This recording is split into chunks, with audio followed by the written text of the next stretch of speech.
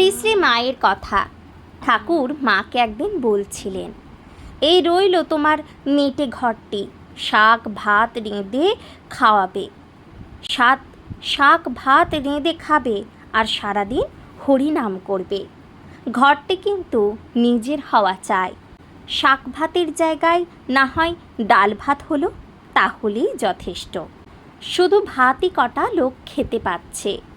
তাই শ্রীমা কামারপুকুরে ওই ঘরটি বরাবর রেখে দিয়েছিলেন। একবার মা একটি স্ত্রী ভক্তকে বললেন, হ্যাঁ মা, কত সাধু দেখলাম, কিন্তু ঠাকুরের সঙ্গে তো কারুর তুলনা হয় না।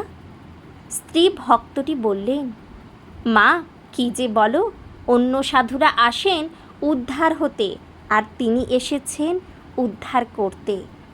মা সাহস্যে বললেন, তাই তো মা, ভক্তটিকে পরীক্ষা করার জন্য মা বলেছিলেন, যারা খালি খাঁটি সাধু খুঁজে বেড়ায় সেসব লোক ঠকে যাবে।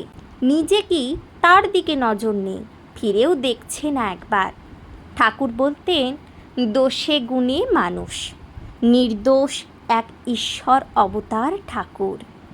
মা বলেছেন, চন্দ্রে বরং কলঙ্ক আছে, কিন্তু শ্রীরামকৃষ্ণ শশীতে কলঙ্ক নাই।